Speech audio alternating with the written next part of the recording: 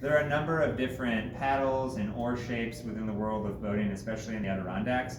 And for guide boats, we have some specialized paddles and oars. Here we have some guide boat paddles. They're typically really thin and light, and they really didn't propel the boat forward much. It was something you gave the sport so they felt like they were doing something. And it also would allow them to rudder the boat a little bit to steer in tight places. And if you're trying to be quiet when hunting, they're very slim, so you can carefully push them through the water without making too much noise. We have a guide boat oar here, which is extremely fine and tapered at the bottom, and then really heavy on the inboard side. And that just balances the weight of the oar because it's really long outside of the boat and a relatively short amount is in the boat, and we want it to be balanced so it's not heavy in our hands.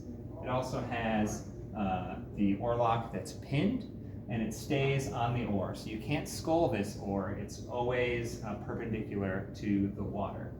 Here we have a St. Lawrence skiff oar that doesn't have a pin. Instead, it actually has a hole where a pin on the actual boat would slot. And those were typically just a simpler construction, but a little less refined and beefier because they weren't carrying those oars around. They were used on the St. Lawrence River.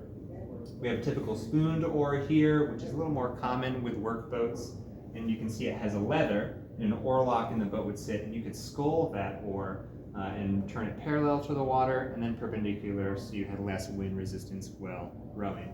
And just for fun, this is an oar that allows you to look the direction you're actually rowing, so you don't have to face backwards, but it's a little silly, it's a little gimmicky, but they were used by some individuals.